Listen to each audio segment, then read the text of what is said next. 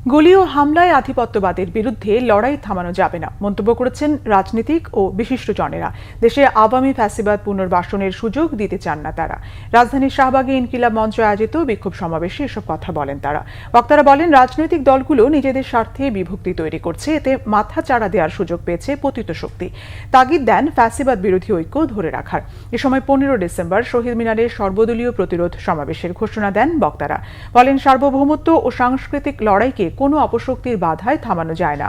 হাতির উপর হামলাকারীদের আটকের আলটিমেটাম দিয়ে স্বরাষ্ট্র উপদেষ্টার পদত্যাগ চান বিভিন্ন দলের নেতারা। সুশীলরা সুপথে ফিরবে না, কালচারাল ফ্যাসিস্টরা তাদের চরিত্রে অবিচল থাকবে।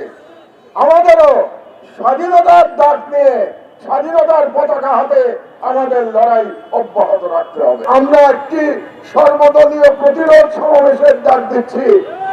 আগামী 15 তারিখ সোমবার বিকাল 3টায় শহীদ মিনারে প্রতিটি রাজনৈতিক দলকে আমি আহ্বান জানাচ্ছি সেই সর্বদলীয় প্রতিরোধ সমাবেশে যোগদান করবার জন্য, এবং আমরা ওই দিন ঐক্যবদ্ধভাবে আওয়াজ তুলব, বাংলাদেশে কোন রকম ফাঁসিবাদ, বাংলাদেশে ভারতীয় দালালদের কোনো জায়গা হবে না।